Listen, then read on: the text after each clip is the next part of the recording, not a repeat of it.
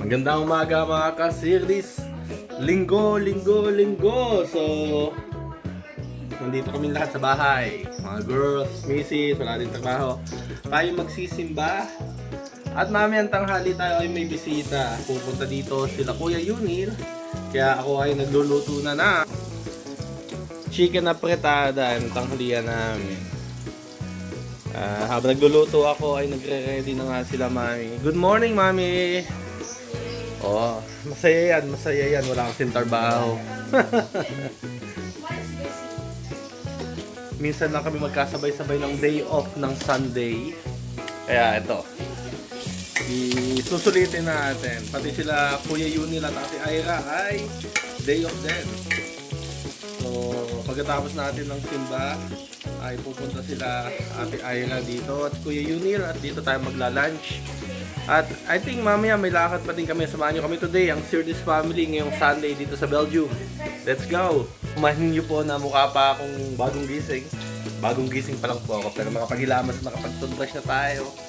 At konting suklaya habang nagluluto.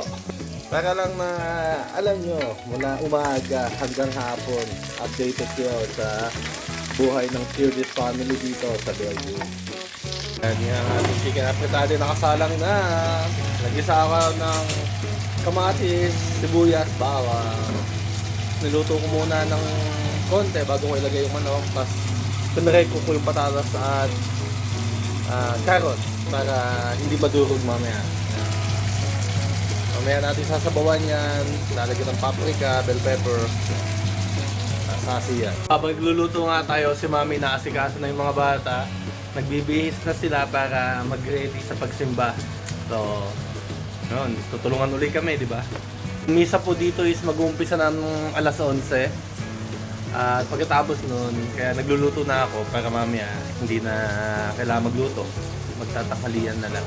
Oh, mga kabataan nga naman. Ayan, kakagulo. Nahayaan lang namin sila magtalo.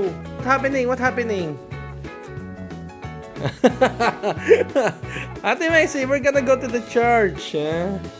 And this one. Mga nag-aalboroto. Yung isa, ayaw maglakad. Papunta siya sa simbahan. Gusto daw niya magkotse kasi everyday daw siya naglalakad pa uwi ng school. Tapos yung isa naman, ayaw sumimba doon sa sisimbahan namin.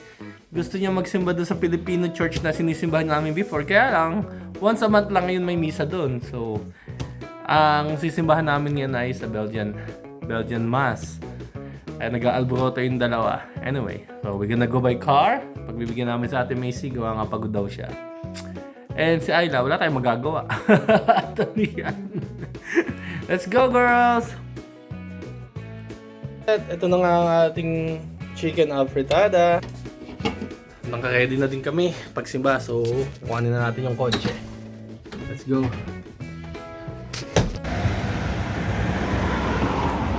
Here's Ate Macy! Yeah! Hey, why not happy? Why so sad? Next! Oh, yeah! Bonjour! Okay, we put the bonjour. Mga ayaw sumimba, mga baliw. And of course, ang maganda kong asawa. Wow naman. Hey, don't do that. Right, dito na nga kami, ang Sirtis family. Yan yung simbahan natin. Ate may sige, give a smile. Bata na to. Si mami. Ate Macy, you want picture?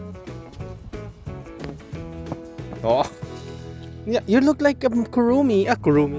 Rumi. Let's go na. Pupunta na tayo sa loob ng simbahan. Hindi tayo magbibideo doon para hindi naman nakaka-disrespect sa ibang tao. Let's go.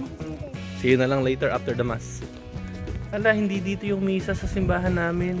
Oh, ano ba yan? Anyway, hindi namin alam. So, sa kabilang simbahan daw yung misa. Hindi ko alam kung saan.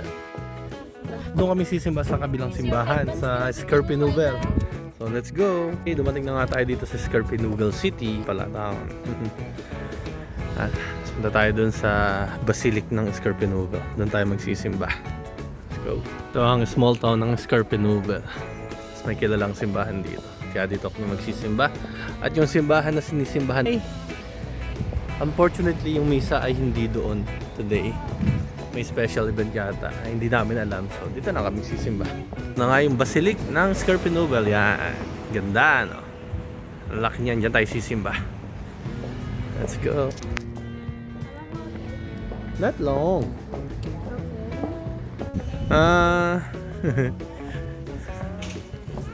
Tayo sisimba. Alas 11 pa yung misa.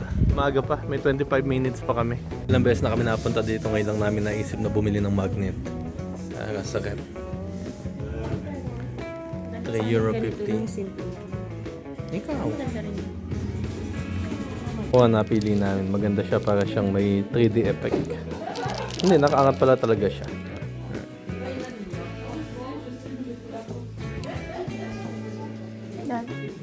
Oh, pasok na nga tayo sa simbahan at 15 minutes na lang mag-umpisa na yung misa. Nakabili si Ate Macy show. Macy bought her natural stone. Can I see? Oh, show. Na nakalagay, peace and tranquility. Yeah, yun ang amethyst. Yan ang favorite ni Ate Macy. 100% naturally. No, na 100% nice. Yun. Yun ang mga hilig ni Ate Macy, artist kasi mahilig siya sa mga art stuff. Oh, and you just want to eat. No. Ganda-ganda naman yung aking French baby na yan. Alright. Hi. Andito na po tayo sa loob ng simbahan ng Scarpinugal.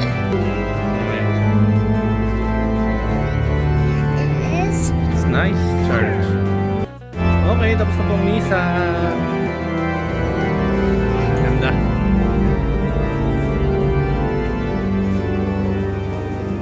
Alright. Uwi na kami. Okay, Mami. You feel holy na ba uli? We're blessed na naman. Okay, tara. Uwi na tayo. Why? Why multiple times? Because in the In the school trip? yeah. You went to the church also in the school Well, trip? cemetery.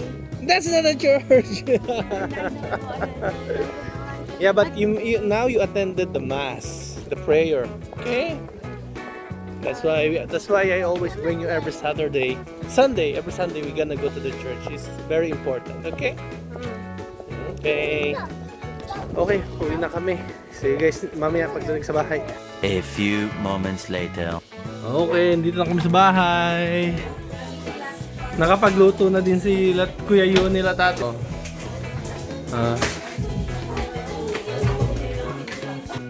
Nakakagutom pa lang sumimba. Pagdating namin, hindi na ako nag-video. Kain na kaagad. Nag-autom eh. Buwasan na kasalanan ko. Pwede nang gumawa ulit ng bago. Yo! Feeling blessed na ulit. Ang ganda ng weather. Okay, next destination naman tayo. Kay na tita kami naman. May invitation din kami doon. Pag may merienda daw. Tara, let's go. Wow naman ang hinanda ni tita kami. Minsan punta tayo sa Banu. Layo naman. Right, ito ang German soup ni Bayaw. German soup? German shawarma. Bayaw. Approve. Yeah, it's yummy. Potato soup. German potato soup. Yeah.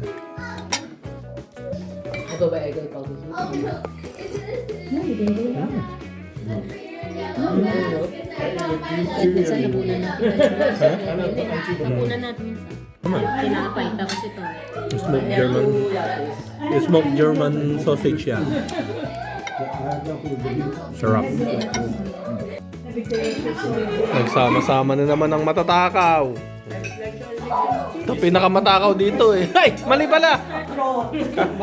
Hani? Ay ko, ito ang pinakamatakaw dito. Ay, hindi pala. Si Mama pinapakita ko lang. Sita. She has enough material. Busog. Wag na yung lasa. At may dalawang isda. Talaga naman. Pagkatapos ng 1 inches, pancake naman.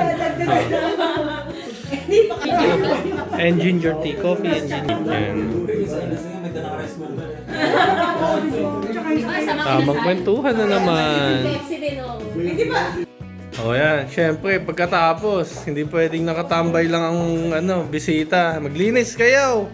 Tayo pala, hindi lang pala sila lang. Kami din pala. Well done. Nice day. So mga ka-series, nandito na nga kami sa bahay. Isang blissful day ang nangyari today. Nakasimba kami, nagkaroon kami ng time with family bonding. Kasama namin na aking panganay na anak, asawa niya, at ang mga kapatid ko at ang aking magulang dito sa Belgium. So guys, hope you like this video and hope to get your like and subscribe on our channel para naman masuportahan at masubaybayan nyo ang aming adventure or pakikibaka dito sa Belgium. Kami nga pala ang Sirdes family, Filipino family here in Belgium. See you guys next time. Bye-bye.